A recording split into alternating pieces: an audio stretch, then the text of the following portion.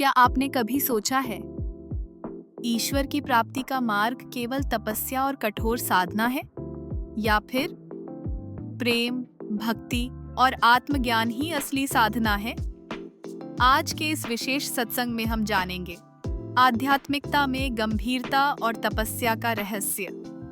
शंकराचार्य से लेकर विवेकानंद, महावीर से लेकर बुद्ध तक, हर महापुरुष की यात्रा में एक गहरा मौन, एक तप और एक अग्नि थी, जो उन्हें सांसारिक आकर्षणों से हटाकर आत्मा की गहराइयों में ले गई। तो आइए इस गूढ़ रहस्य से पर्दा हटाएं और जानें कि ईश्वर की ओर बढ़ने के लिए हमें अपने भीतर क्या बदलना है।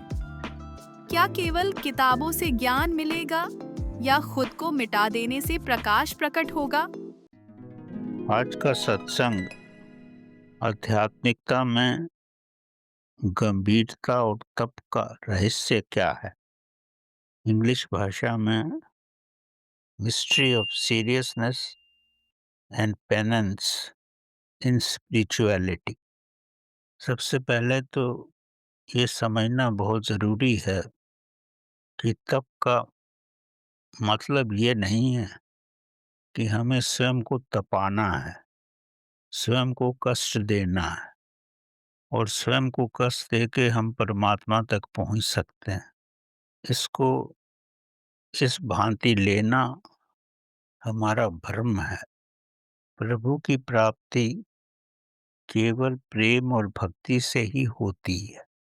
अब इसको आप दूसरे रूप में समझो कि भगवान ने हमको जितनी भी इंद्रियां दी हैं, चाहे वो आँख है, नाक है, कान है, हमारी जीवा है, हमारी त्वचा है, ये सब बाहर संसार की तरफ ही मुड़ी हुई हैं या इनका झुकाव संसार की तरफ ही है।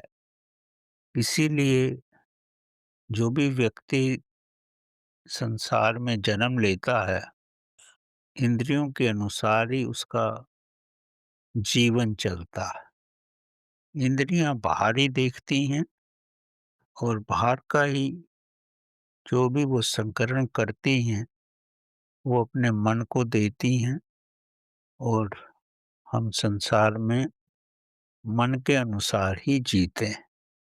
लेकिन प्रभु तो हमारे अंदर है, हमारे हृदय में है और इंद्रियां उसकी तरफ देखती ही नहीं, उसको समझती ही नहीं। वो तो संसार के ही रंग रूप में रहती हैं।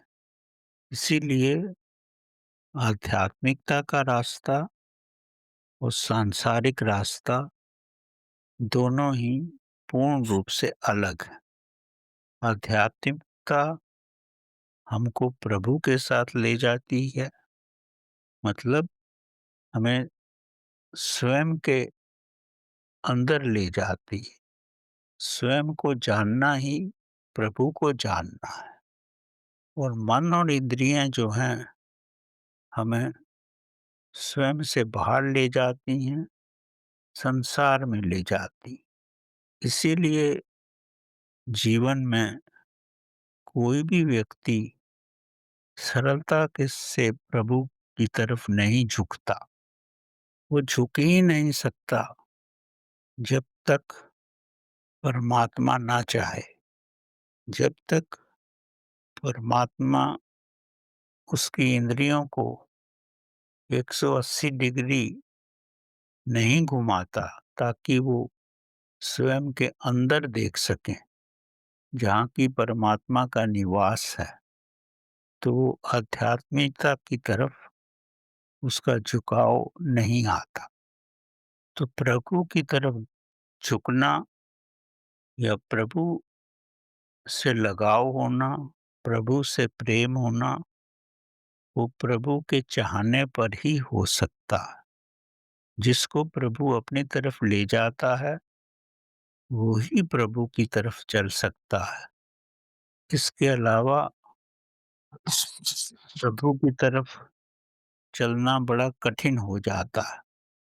अब इस संसार में बहुत सारे व्यक्ति अपने पुराने जन्म के संस्कारों से पैदा होते हैं और पैदा होते ही वो उनका ध्यान प्रभु की तरफ रहता है।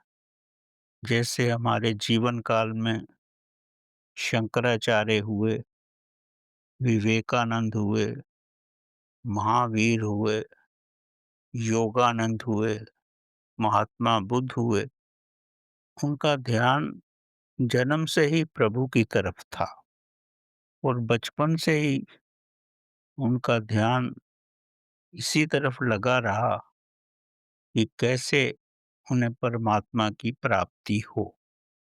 लेकिन साधारण व्यक्ति जो है उस उसका ध्यान सांसारिक उपलब्धियों पर ही लगा रहता।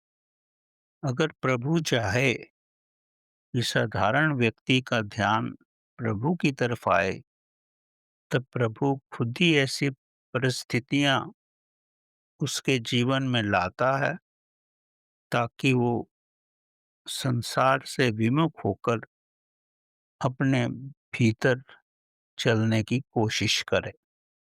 इसलिए आप ये देखते हैं जिनको अपने कुटुंब से बहुत प्रकार की समस्याएं होती हैं, अपनी पत्नी से समस्याएं होती हैं, अपने बच्चों से होती हैं, या अपने कार्यस्थल में बहुत सारी समस्याएं होती हैं, या उनका ध्यान किसी रूप में समाप्त हो जाता है, या उनके घर में कष्ट होता है बीमारियों का, या आर्थिक परेशानी बहुत ज़्यादा होती है, तो उन्हें संसार में रहना अच्छा नहीं लगता।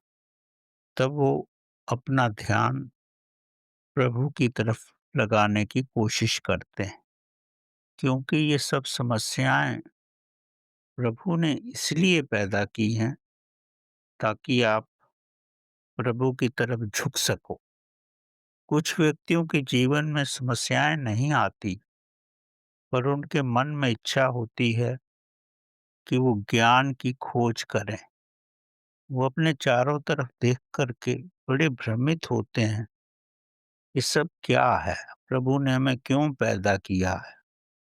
और इन सब प्रश्नों का जब उन्हें उत्तर नहीं मिलता, तब वो अपने आंतरिक अवस्था में झुकने की कोशिश करते हैं। अगर कोई भी कारण रहा हो, जिनको भी प्रभु अपनी तरफ ले जाना चाहता है, उनके जीवन में ही समस्याएं आती हैं और या वो पैदा होते ही प्रभु की तरफ झुकाव रखते हैं। जब वो इस अवस्था में होते हैं, उनका झुकाव प्रभु की तरफ रहता है, तब वो साहित्य का अध्ययन करने का प्रयत्न करते हैं, जानने की कोशिश करते हैं कि प्रभु क्या है, क्यों हमारा जन्म हुआ है, हमें जीवन में क्या करना चाहिए। ये सब वृत्तियां उनके मन में विस्तार करने लगती। जब ये सब गंभीरता से विस्तार करने लगती हैं, तब वो प्रभु की तरफ बड़ी शीघ्रता से ही झुक जाते हैं।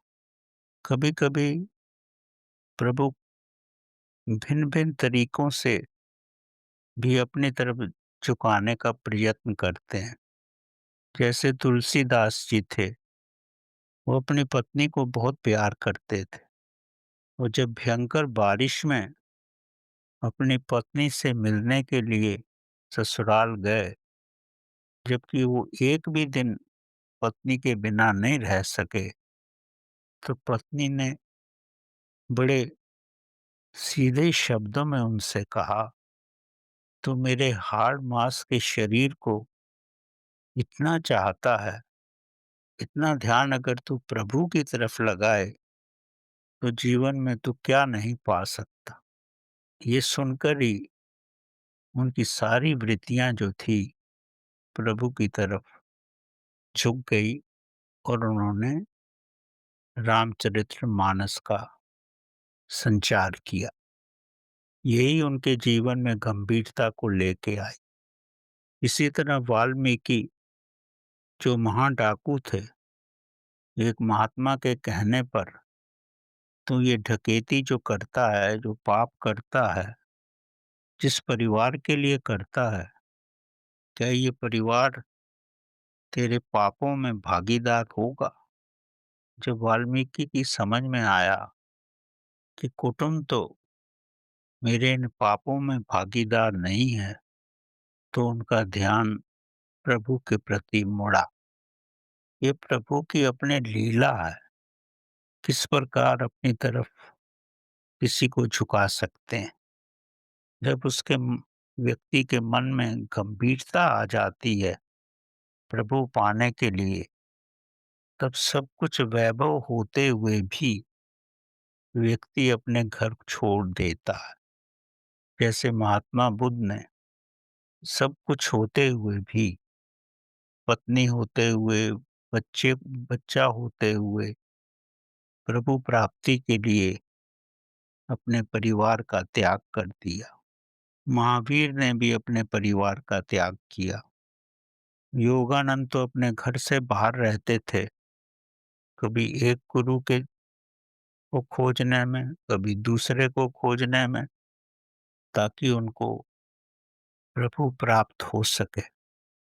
तब महाअवतार बाबा की कृपा से उनके लिए ये मुमकिन हुआ कि उनको महान गुरु की प्राप्ति हुई, युक्तेश्वर नंदा की, और वो प्रभु तक पहुँचे।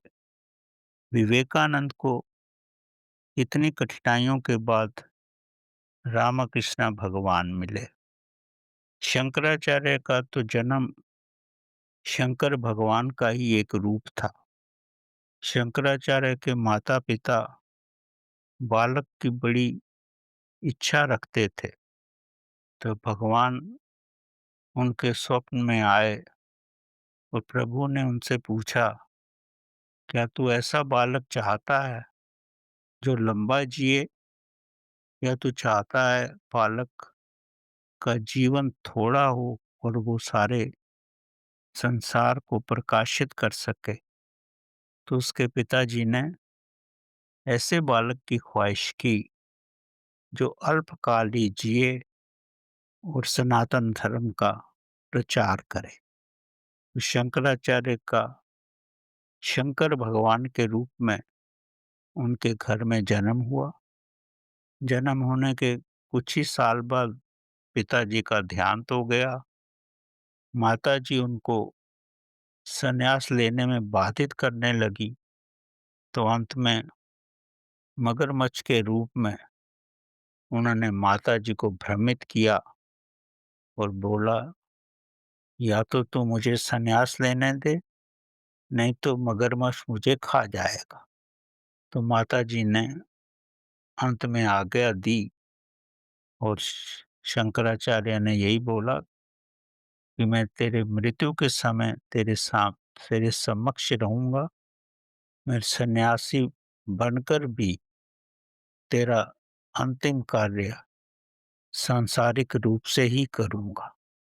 ये सब प्रभु की महिमा है कि कैसा आपको किस तरफ वो लगाएं।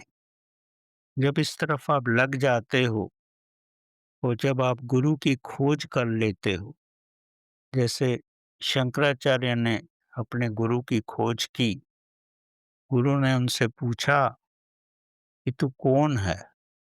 तो शंकराचार्य मुश्किल से 8-9 साल के बालक ही थे, तो उन्होंने बोला कि मैं आत्मा हूँ और आत्मज्ञान के लिए ही इच्छुक हूँ।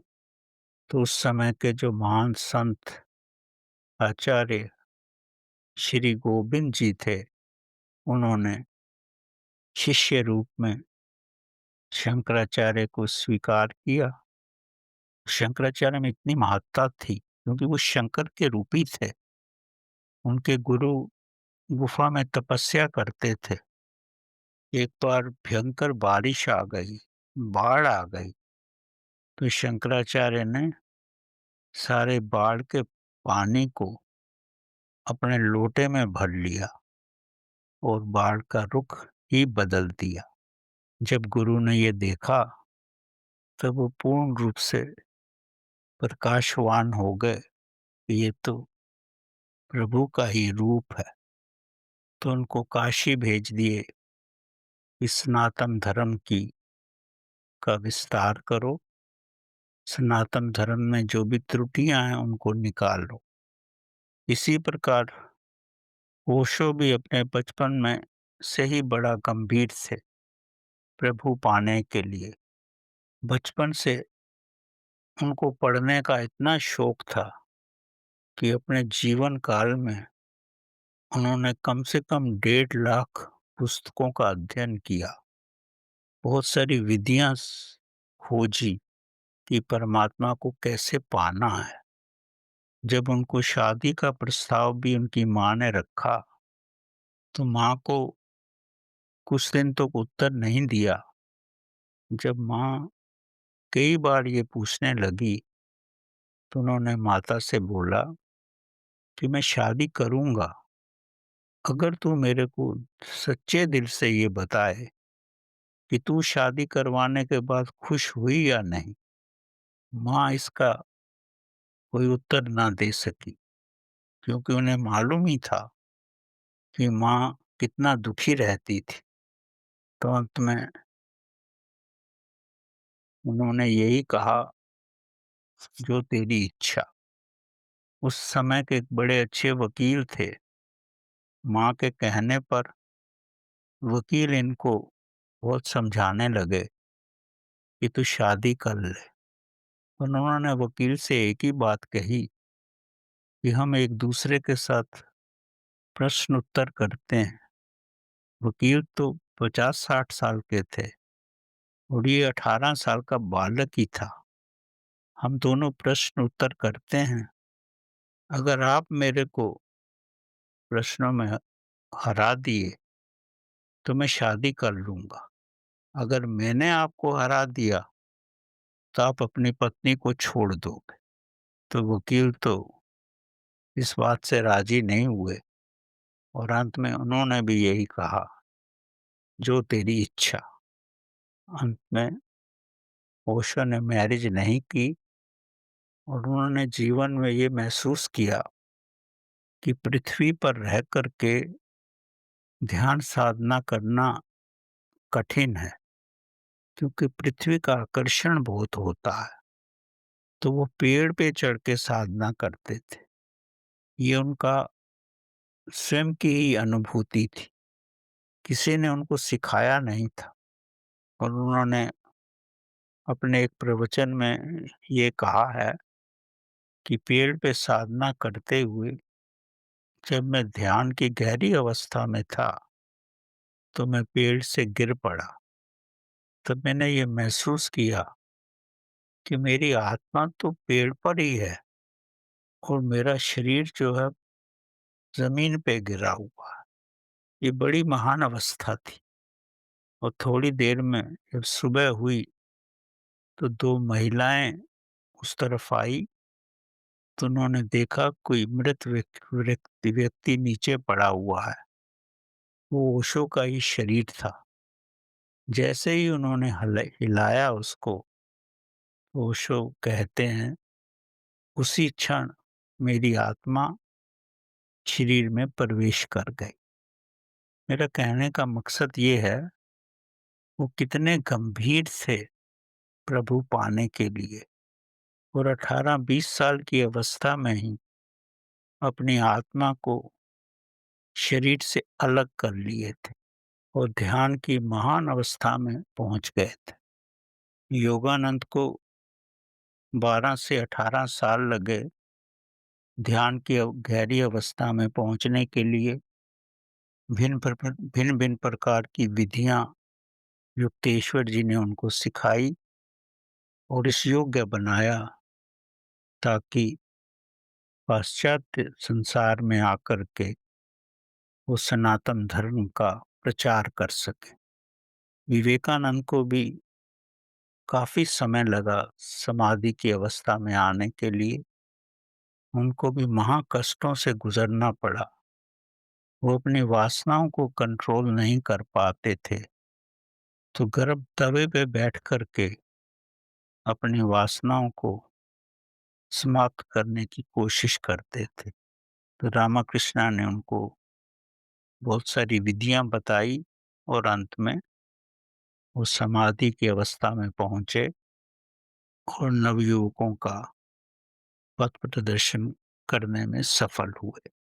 कृष्णमूर्ति को आध्यात्मिक गुरु बनाने के लिए बड़ा प्रयत्न किया गया, पर अंत में उन्होंने दूसरी आत्मा को अपने अंदर प्रवेश नहीं होने दिया और वो स्वयं भी इतने महान ज्ञान की अवस्था में रहे। लुआसु जो थे चीन के बहुत बड़े विचारक, आध्यात्मिक गुरु, वो पैदा होते ही महान अवस्था में पूर्ण ज्ञान के साथ पैदा हुए थे, जैसे कि भारत में अष्टावक्र का जन्म हुआ।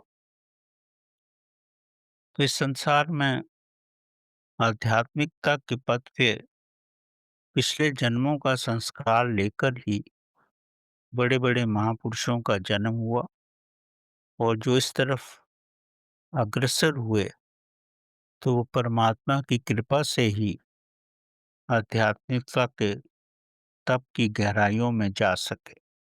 सुकरात जो थे अपने समय में, जो प्लेटो के गुरु थे और अरस्तू के भी गुरु थे, सुकरात के समय में आध्यात्मिकता बड़ी शून्य अवस्था में थी, पर वो हर प्रकार का ज्ञान लेना चाहते थे। प्रभु उनको इन्हीं परिस्थितियों में डालना चाहता था। वो दिन भर मूर्ति बनाते थे, व्यवसाय करते थे और थोड़ा बहुत धन कमाते थे और फिर उसके बाद प्रभु प्राप्ति के लिए वो इतने गंभीर थे कि स्वयं भूखा रहकर भी ऐसे व्यक्ति को ढूंढते थे जो उन्हें कुछ सिखा सके। किसी स्थान पे खड़े हो जाते थे, तो जो भी व्यक्ति उनको ऐसा दिखता था कि इसमें कुछ ज्ञान है, तो उसके पास जाते थे, उसको बड़े आदर से उसको भोजन कराते थे और उस समय के जो भी खान-पान की व्यवस्थाएँ थी, पूरी करते थे और फिर उनसे प्रश्न करते थे, हर तरह के प्रश्न करते थे। इस तरह उनके जीवन का प्रतिदिन का ये कार्यक्रम था। किसी न किसी नए व्यक्ति को ढूँढ कर के उनसे ज्ञान प्राप्त करते थे और इतना ज्ञान प्राप्त करते थे कि जितना वो व्यक्ति जानता था, वो सब इनको बता देता था और उस समय नाम मात्र ही ज्ञानी होते थे। इस तरह उन्होंने स्वयं को ज्ञानवान बनाया और उनके जो शिष्य प्लेटो थे, उनके सारे ज्ञान को उन्होंने पुस्तकों की फॉर्म में संग्रहित किया और अंत में उन्होंने स्वयं पे ही प्रयोग किया कि मेरे अंदर ऐसी कौन-सी शक्ति है, जो मेरी मृत्यु के बाद भी रहती है। इसीलिए सुकरात को आज भी सब याद करते हैं। महात्मा बुद्ध ने भी इतनी तपस्या की, कितने गुरु बदले और एक समय आ गया था, वो एक दाना चावल पे भी रहना शुरू कर दिए थे। जब शारीरिक रूप से इतने कमज़ोर हो गए, तब उनको स्वयं पे ही दया आई कि मैं भवसागर को कैसे पार करूँगा, जब मैं एक छोटे से नाले को नहीं पार कर सकता। तो उन्होंने सब पद्धतियों का त्याग किया, नॉर्मल भोजन करने लगे और स्वयं ध्यान की गहराई में जाकर के उन्होंने परमात्मा को पाया। महावीर ने भी ध्यान की गहराई में जाकर ही परमात्मा को पाया। उन्होंने जीवन में ये समझा और यह इस परिस्थिति में पहुँचे कि थोड़ा भी ज़्यादा भोजन करने से आप चेतना का प्रकाश नहीं पा सकते। तब वो 10 दिन में एक फल का भोजन करके ही जीवित रहना उन्होंने शुरू किया और अंत में ये स्थापित किया कि जितना कम से कम भोजन करोगे, उससे ही आपके अंदर आत्मा का प्रकाश शीघ्रता से पैदा होगा। और हर व्यक्ति के लिए भोजन की मात्रा उसे खुद ही निर्धारित करनी पड़ेगी। महात्मा बुद्ध के समय में जो उनके शिष्य थे, परीक्षा के लिए उन्होंने अपने शिष्यों को नगर वधु के पास भी भेजा। नगर वधु मतलब जो वेश्या थी, ये देखने के लिए कि उनमें कितना स्वयं पे अवलंबन है, कितना कंट्रोल है। जब 2 महीने नगर वधु के पास रहने पर शिष्य भ्रमित नहीं हुआ, तो नगर वधु खुद ही महात्मा बुद्ध के चरणों में आई और बोली कि इतना महान प्रकर्मी भिक्षु उन्होंने जीवन में नहीं देखा कि मैं उसको पल भर के लिए भी भ्रमित ना कर सकी। वो खुद ही महात्मा बुद्ध की शिष्य बन गई। जब व्यक्ति आध्यात्मिकता में तप की गहराई पे उतरता है, तब उसकी शक्तियाँ उसके सहस्रारा चक्र में होती हैं। तब उसको कोई भी भ्रमित नहीं कर सकता। शंकराचार्य जब काशी में पहुंचे, तो मंडल मिश्र के साथ उनका संवाद हुआ, क्योंकि प्रभु चाहते थे कि शंकराचार्य ज्ञान की पद्धति को भारत में विकसित करें और सनातन धर्म के 4 स्थूल पूरब, पश्चिम, उत्तर, दक्षिण में बनाएं। वही 4 मठ आज भी बने हुए हैं। काशी में उस समय के जो महान ज्ञानी थे, मंडल मिश्र, जो ज्ञान की पद्धति में नहीं थे, पर पूजा पाठ की पद्धति से प्रभु को पाने की कोशिश करते थे, और उनको उनके बहुत ज़्यादा फॉलोवर्स भी थे। शंकराचार्य ने उनके साथ प्रशांत प्रश्न उत्तर किया, और उस प्रश्न उत्तर की परिस्थिति में उनकी पत्नी ही को ही निर्णायक बनाया गया कि शंकराचार्य और मंडल मिश्र में कौन महान है। तो उस समय उनकी पत्नी ने दोनों के गले में फूलों का हार डाल दिया और कहा कि जिसके गले का हार शीघ्र ही सूखने लगेगा, उसको मैं हारा हुआ घोषित कर दूंगी। शंकराचार्य और मंडल मिश्र में 4-5 दिन तक खूब प्रश्न उत्तर की पद्धति चलती रही।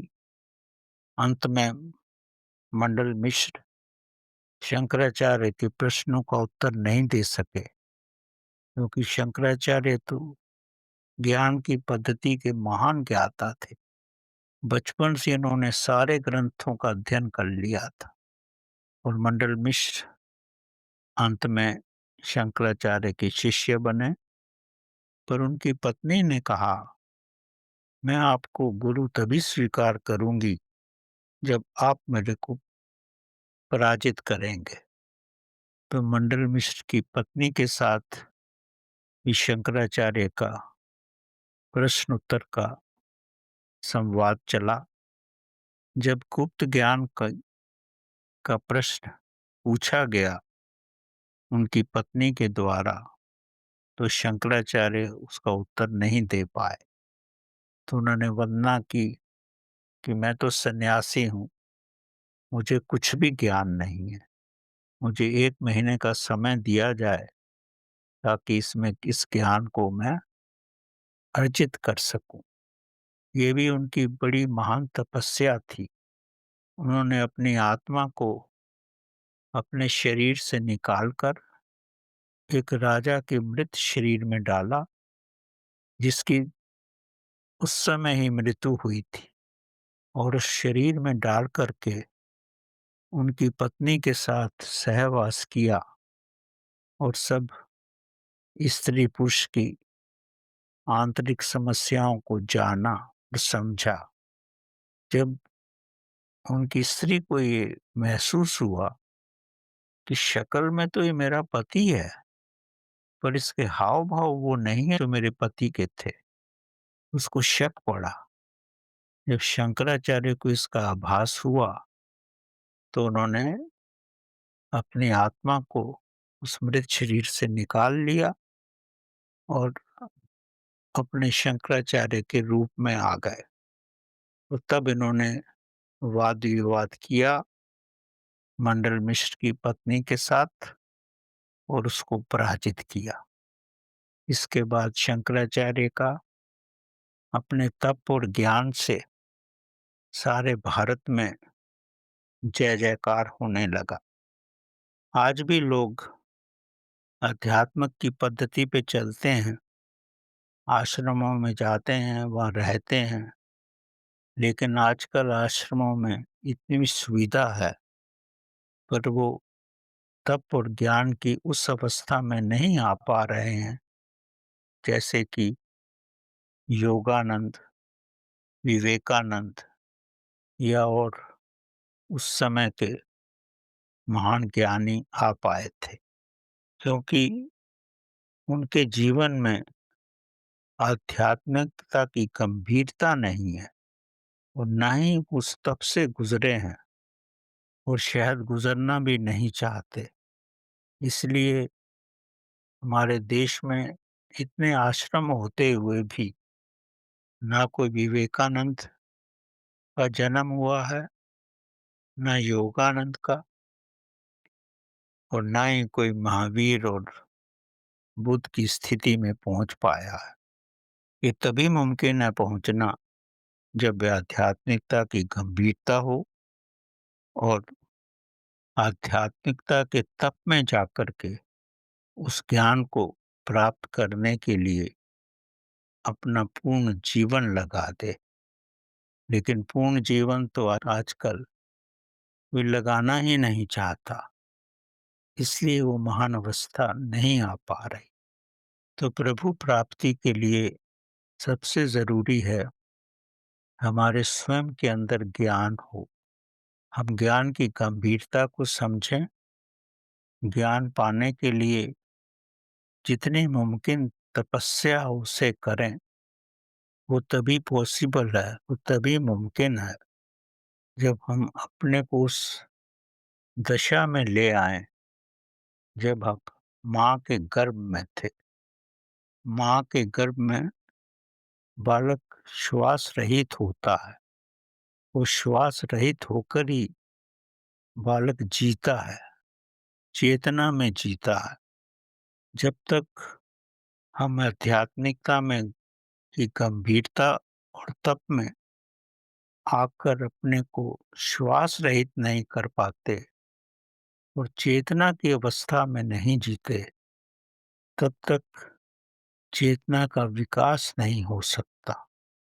चेतना के विकास के लिए पूर्ण रूप से ये आवश्यक है कि हम ब्रह्म के अनुसार जिएं, ब्रह्म के अनुसार ही हमारा जीवन यापन हो और पूर्ण रूप से उस पद्धति पे चलें, ताकि हमारे अंदर प्रेम और भक्ति का जागरण हो।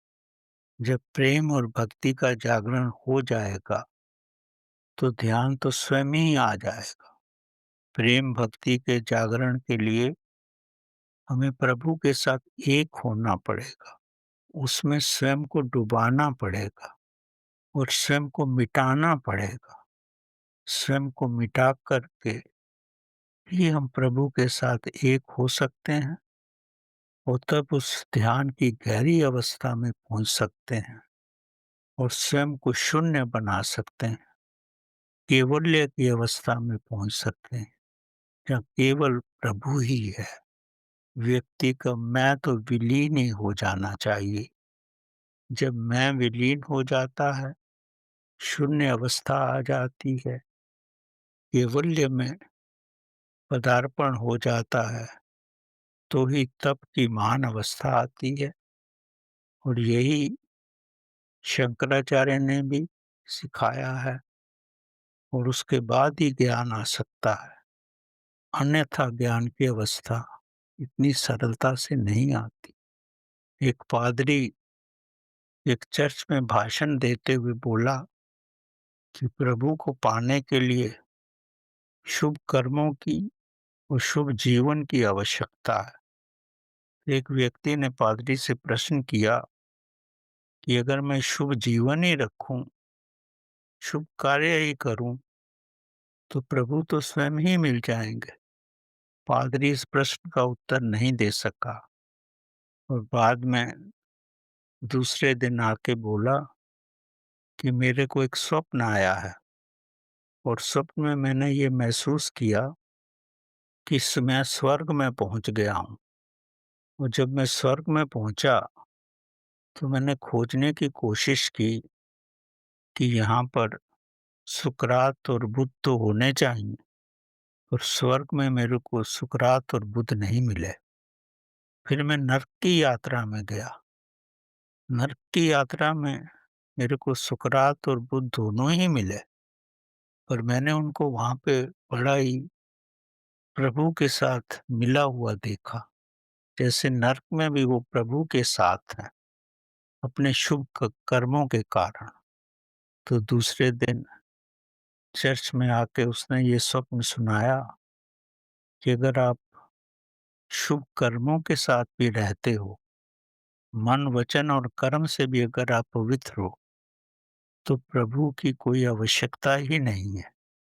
तभी सुकरात और बुद्ध ने प्रभु को मानने से इनकार कर दिया कि अगर व्यक्ति अपना जीवन इतना महान कर लेता है, तो प्रभु शुभ कर्मों से ही थी उसके अंदर प्रकट हो जाते हैं।